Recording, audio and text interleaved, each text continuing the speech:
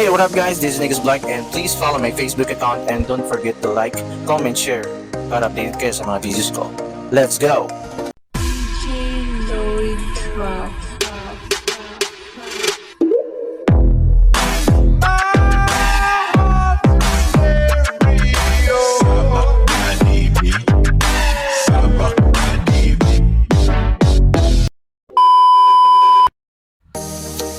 So for today's vlog guys, ang pag-uusapan natin ngayon ay sino nga ba ang laging tama, lalaki o babae? So yan ang pag-uusapan natin ngayon.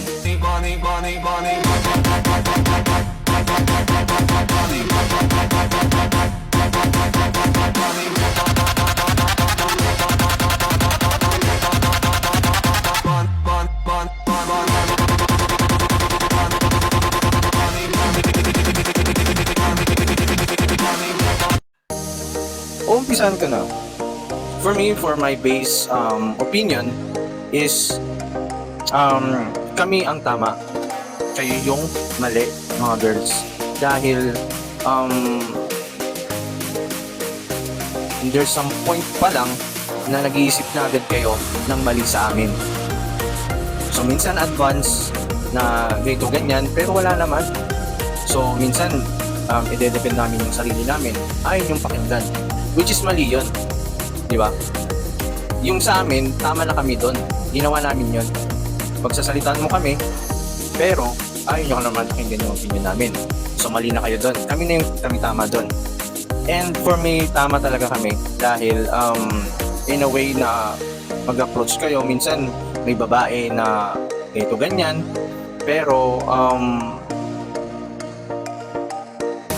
dinedepend din na tama or magiging tama tong situation na to. So para sa akin, kami yung tama talaga. Kaya kung gusto nyong i-depend yung mga girls, so please comment down below na lagi kayong tama at lagi kaming mali. So please comment down below. So let's go, and good morning sa lahat ng followers ko, supporters ko, and good morning sa lahat all over the world. So yun guys, please follow my Facebook account and please like, comment, shares para update kayo sa mga videos ko lagi. And yun, and thank you so much